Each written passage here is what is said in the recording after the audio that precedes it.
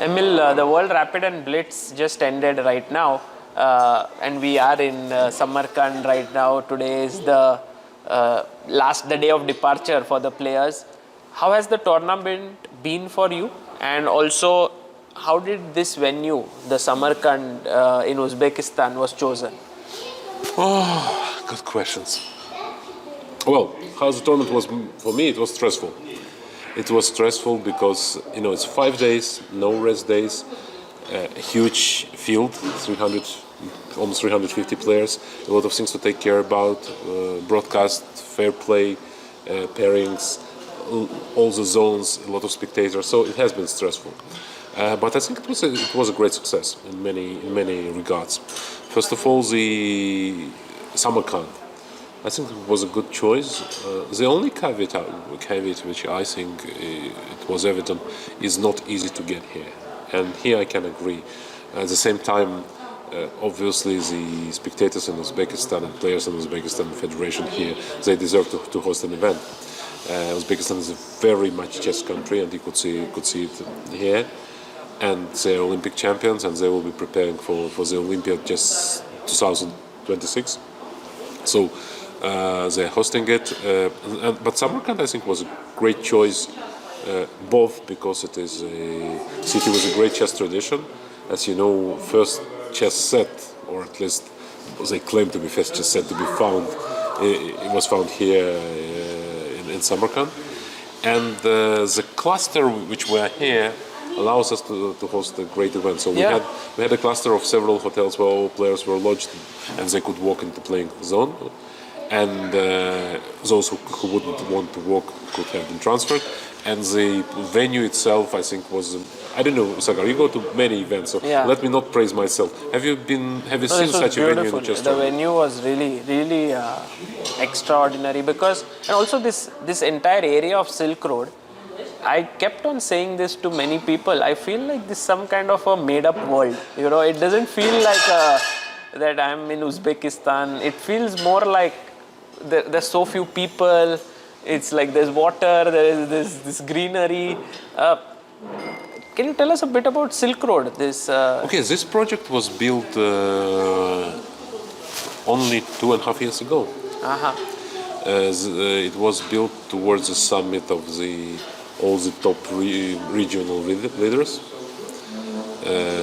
So many countries came here, and they didn't have in Uzbekistan the facilities to host summits of highest level and whether political or economical and so on. And they decided they should do. And here we're quite close to the airport. It's 10 kilometers or something from the airport, between the city and 10 kilometers to the city, to the old city with the Registan Square, which is absolutely amazing. I don't know how you found it, but to me it looks almost like Taj Mahal. I mean, it's the same scale, let's say. So it's an ancient city, and then you have this new project. I think that was a great idea because now it is used for all sorts of summits, also for world championships. They had world triathlon championship as well here. They have this channel, water. They have hotels, and for us as chess players, as I said, look, you're a chess public here, so you don't need any other facility apart of this, because for triathlon you need for bike, you need for all the other sport activities. Here for running even, but for us it was this major venue which we had. But the venue is absolutely outstanding, and we had a lot of nice pictures, and it's important, I think, to have world championship at such an event and not to have it in some sport arena or so on. And in sport arenas, sometimes there's no better choice, because for an event with 350 participants, plus spectators, plus broadcasters, plus arbiters, you need something huge. And very rarely you have a big palace of the kind of such a format. Yes, we had very nice buildings, but let's say if you take the one which we'll have in Toronto, very nice, stylish 19th century building with a lot of wood and everything.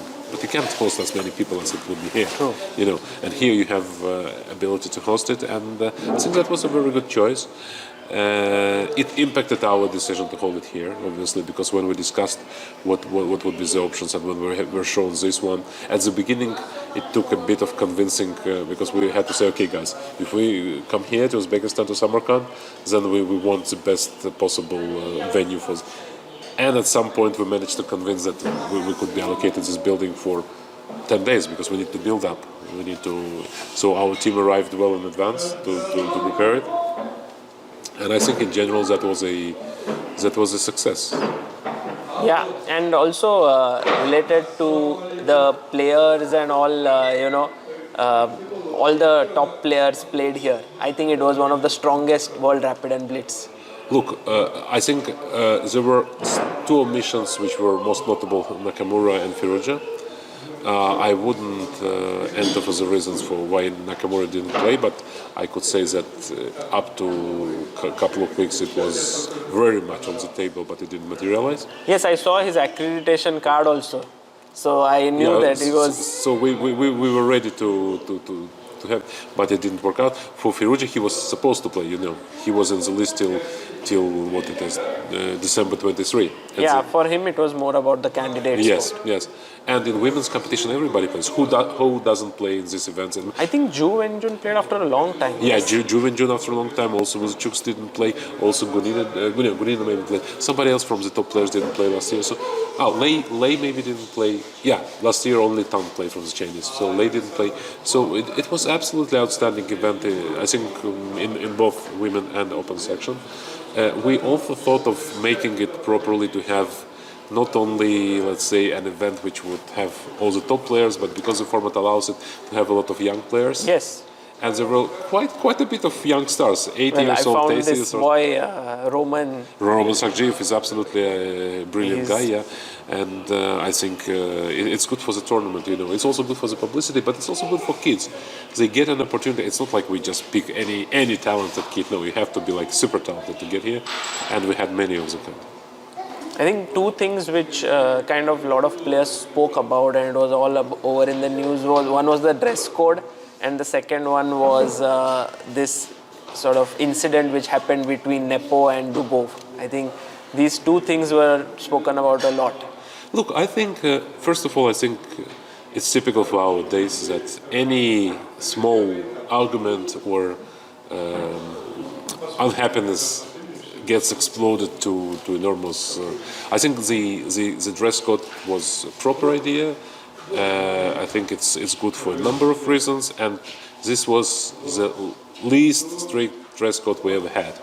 What's more, it was developed by Athletes Commission, which is composed of grandmasters who are actually playing. I mean, I don't know, Juven Jun is an Athletes Commission, Irina Krash, Ivan Cheparinov, Adli, and so on. So it's not like we imposed or wrote something, some decree, some bureaucrat sits and writes. We offered to players themselves to draft because we said, guys, we need some sort of, define as you deem acceptable. And it was rather soft. Now, when we start arguing, it's important to understand. From a FIDE's perspective, is dress code important from the perspective of a sponsor, or is it just to uphold the sort of the game stature? But it's correlated. It's actually the same thing. Once again, it's important. People start discussing. Chess is free game for everyone. Of course, it is for everyone. You can play your local event. You can go to your club. You can play whatever events opens as you wish. Here we talk about World Championship or candidates or absolutely top tier event. Only about them. Now. I don't want to name names, but when the closing ceremony of Grand Swiss, you have top grandmasters or very strong grandmasters coming with sort of ultra casual, I would say, to the closing ceremony. When you have chief minister, when you have sponsor of the tournament, when you have a lot of public, it doesn't do well for chess. You have broadcast, you have TV broadcasting. Now here, what people don't understand. Not the entire world lives in the Western paradigm, and not the entire world lives in the Eastern paradigm. It's always have to be balanced. Now, for some countries, it may be natural to go as it is, but as it is, it's also very different because genes. There are some people, I know, Fabi, he likes to come with jeans, but when he puts on jeans, these are classic jeans all the time. Unfortunately, when you open the door and the definition of jeans, 80% or 90% would come with the jeans which would look absolutely improper for that level of event. And of course it matters. Of course it matters how it looks on TV. Of course it matters for spectators. It does matter it does matter also for us. I think this is important to understand. Dress code is not for all the cases, and dress code is not as strict as in many sports. It's not like in snooker where you have to play, in a formal tuxedo. It's not very strict. You have, let's say, Aronian likes his colorful shorts. He could have come and then he played it. Now there was this argument about sneakers, how to define what kind of sneakers. Because there's sneakers, there's sort of Converse which would not look like, and how you define it. You start arguing. It was, and you make a whole sort of discussion around that. Is it really something most important about this event? I don't think so. I think the onus is not only on FIDE. I mean, it's very easy to say FIDE has to do something, FIDE should not impose. If players were more, let's say, aligned with our attempts to actually create special atmosphere and special, let's say, high level for the World Championship events, then it would be easy. Unfortunately, we see, like we say, don't blame players, blame the system. So if you create sort of loopholes or sort of unclarity, it always pops up and bangs you, and you are being criticized why you didn't indicate precisely that. When you indicate precisely that, there's an argument whether it is a sport sneakers or just sneakers. I think in general 90% of players didn't have a problem with the dress codes we have here. Maybe 90 plus. Some did, we know that.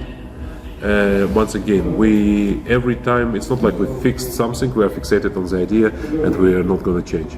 We will see what elements caused some inconvenience or disputes and we'll try to adjust. But I think it's also unfair to say that you shouldn't do that, please first fix other problems. You can't imagine how many issues we are tackling. We cannot say that we will not do dress code before we will not fix the rating system. FIDE does so many things that if you would focus only on one thing, things would not work. Of course, we must work in all the directions. And what we tried to do here was to find a flexible approach, approved by players themselves, once again, that's very important. But also we would expect players to comply and to appreciate the fact that we try not to do anything draconian, but to remain within frames. Now, talking about Dubov Nepo, well, I think it was bizarre. I think the decision of Chief Arbiter was absolutely correct, and maybe it was the mildest possible option for the situation, because I can't imagine in any other sport when the players would be caught discussing. Maybe the best analogy is tennis, right? Because it's one-on-one, it's not a team competition. So they would discuss how was they fair and what would be the score. And I think it could end very badly for players. And in general, the problem is that the format doesn't do enough to disincentivize the short draws. And of course, short draws could be of various kinds. Sometimes they are not prearranged; they are just short draws, and it happens. It happened in my career. I also made short draws which were on the spur of the moment. I mean, you have not something uncomfortable for you in the opening, or your tournament situation is like that draw is okay for you, but you don't know if it's good for your opponent, so you offer, and then it happens occasionally that it's better to offer on the early stage before you define your strategy for the game. Why not have this 30 move rule? It's a good point. Not having 30 because you do not record moves. How players would know that they reached move 30? You cannot.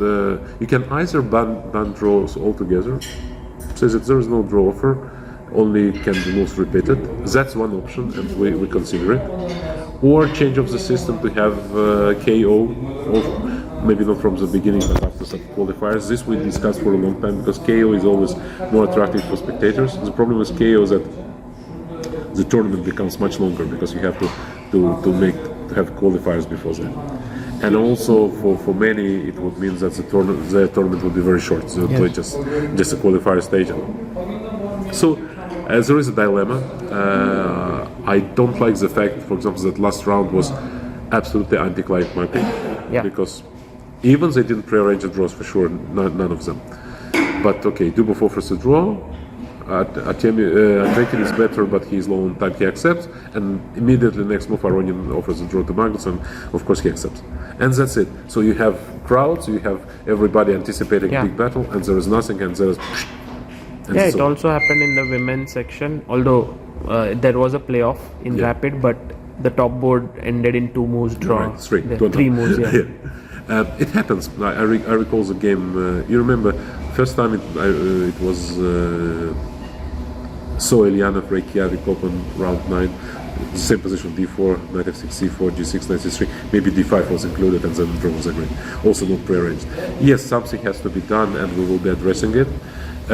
Once again, some solutions which are okay for round-robin tournaments are impractical or impossible for open events. Simply because for the number of players, you cannot have enough arbiters to serve so many tables, and there is no notation, so you cannot do 30 moves or 40 moves.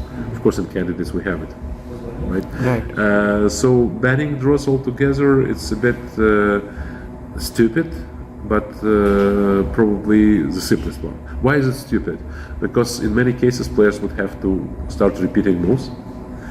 But now how you claim that the move was... If you don't have electronic board which actually fixes it, you have to call an arbiter and say, okay, it's 3 times. Now imagine it starts happening on several boards. It is rapid, so the arbiters are running here and there. And then you know, it also creates a situation which is a bit strange.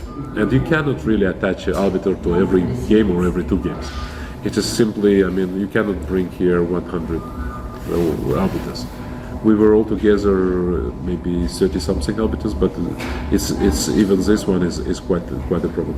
But maybe it's a way to go, or maybe it's a way to go with the qualifier and KO stage. We will certainly discuss it, because like it was here, nobody's happy. I'm not happy myself as a chess fan. Right. And one more issue which was discussed by Caruana on his podcast was about the sponsorship and the players wearing their sponsor's logo and then having to do certain time with FIDE. What are your thoughts on that? Yeah, I think it was rather unfair, because we were extremely flexible with players. Just absolutely, for giving them over a year to contribute. We didn't ask for any money. We didn't ask for part of the sponsorship agreements to be shared with us. What we ask is to contribute to our social projects or to our promotional projects, which is more than fair. I don't think in any sports you can do it when you have a sponsors for the event just to bring your personal ones. Okay, it's maybe possible in some sports, but typically it would not be. But isn't it fine to have like sponsors all through, like players have their own, it benefits them, and if they come to events where FIDE has their sponsors for the event, it doesn't conflict, then it should be okay? You can look at it this way, but you can look at it other ways, because what Fabi said, and I think it's also wrong. I know that Fabi appreciates fair and open discussion, so I'm ready to share it. He says it gives exposure to chess. It doesn't give exposure to chess. It gives exposure to the brand. Why does it give exposure to chess that Fabi is there with his personal sponsor? It only gives exposure to his personal sponsor at the event, which would be watched by millions of people, thanks to you, Simon, mostly. So why it is? So FIDE, other sponsors, they put real money into that to make themselves visible at this event, right? So they paid hundreds of thousands to be here, to be visible. Now the potential, let's say, our partners of FIDE, whom we could approach, why would they sponsor the championship? Why would they sponsor the chess event if they could sponsor just their player, and it's a strong player, and he would be still there, and everybody would see, and he would be recorded? It basically cuts off both those who already exist, because they say, why would I sign with FIDE and or organizers of the tournament, and for that effect, not only with us, to be a sponsor of the event if I can directly agree with player and probably for less money. But there are multiple ways in which FIDE can contribute to the sponsor, right? Like the online broadcast, logos there, the branding of the event across the room, Right, outside. that's what we're doing. Exactly. That's what we're so doing. there are many ways in which the sponsor gets value. But that's not exactly that, because when a player talks to a sponsor, he also can say, okay, I will play 5 FIDE events, but I will play also private events. I will go to Stavanger in this one, I will go to Vik in this one, I will go to Grand Chess Tour in this one, and you will get a lot of exposure. I think FIDE events, official championships, are of the highest standard in terms of visibility and in terms of importance. And what we found is I think the fair mechanism, because we don't want a cut of it. But in many sports, in chess, unfortunately, it's not. Top players do come and contribute. They do stage. They do come to to tennis academy, to football academy, whatever, to contribute with kids or with some social programs or with ladies and so on. Why would it be unfair in chess? We don't ask anything, let's say, material. We do not ask commercial even. I mean, that's the first time it was here there was a FIDE merge. It's not still a commercial product, but we wanted to show that it is a classy new product. But otherwise, what we ask is lectures, which we've done online for representatives of countries who do not have abilities to invite trainers there. We asked for top female players, because that's something that we constantly seek the ways to have for our female players a possibility to work with the top players. Now, you cannot get top 10 players sit and work with young ladies. At least this way we want them to, let's say, pay back this way. I don't think it's too much. I think, on the contrary, we could have included it as a player's obligation for any other major event, and in more, how would I say, demanding way. What we asked is something like 10 hours per year. That's not much, Sagar. Come on. And Fabi, I totally disagree with you. We're friends, but totally disagree on that. I mean, we're very flexible at the time when you want, where you want, online, in person, for social project, educational. We have so many chess and school projects and so on. And I disagree that players being unfairly treated in this regard. I think for the top players, it's more about their time than anything else. Like the kind of projects, of course, it makes a difference, but it's the time which they want to invest into maybe their own prep or in their own. I would tell you, I worked with 3 or 4 players who were either world champions or contenders. I worked with top managers of global corporations. You always can find 10 hours within a year. There is no way. There is only priorities. If you asked 10 hours within a week, yes, that would be too demanding.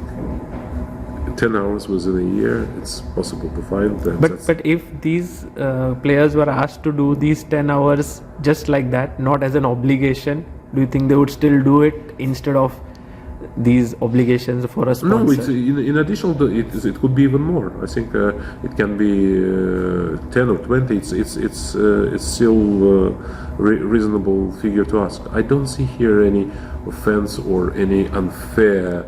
I mean, why? Once again, why in all other sports? I cannot say all other sports. Sorry, many other sports.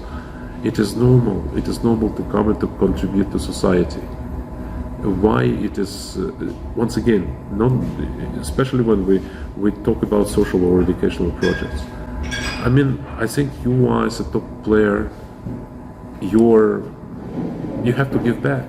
I don't see it as a unfair treatment. Sorry. Yes, nobody likes to have obligations. I also had a discussion with Anish, who says I cannot find in my schedule 10 hours. for 1 year. Okay, that's no. If I were in his shoes and their shoes, I also wouldn't like it. But I think it's fair. Once again, here comes the choice for FIDE. You can ban other just promoting personal sponsorship. So the sponsors, the only way to promote themselves is to go to FIDE and promote themselves as sponsor of the event. Do we want to reach that stage? Then the players' ability to sort of make a living out of playing chess might reduce, like the possibilities would drop. Okay, I do not think that we're in a situation where wearing the logos has the, let's say, significant contribution proportionally to most of the players. But it's growing, right? You see that there are many countries. It's about extra money. It's not about ability to live, let's say. Okay, it's ability to generate extra profits, which is fine, which is great. I think the more Caruana, I'm not talking about months, the more Caruana, I don't know, Giri, Vidit would make, it is better because they would have more coaches, they would have more social impact. People would know that chess is prestigious and best players make more money. It's good for chess. It's good. We're just talking about giving back as a part of the social programs, not more, but not less. Once again, 10 hours within a year. I'm sure that there will be more discussions on this subject, but Emil, thank you for your thoughts and your ideas on this, and also for the World Rapid and Blitz. It's always very exciting, and I think Magnus keeps winning it. No, it's year after year. Magnus is absolutely exceptional. Just one more thing, I want to praise again Uzbekistan because they made a lot of effort to make it on a high level. Many details you don't see, but really they spared no effort.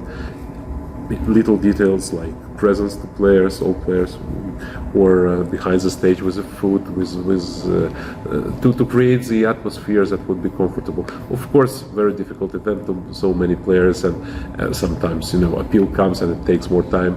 I can understand, but from what I spoke, a part of Daniel Dubov, okay, maybe Nepo, I mean, everybody was quite happy here with the way it was arranged, and I'm really looking forward for next event. And we had 2 events now in a row in Asia, in Kazakhstan and Uzbekistan, and next year it would be either in Europe or in America. Wonderful. Thank you, Emil.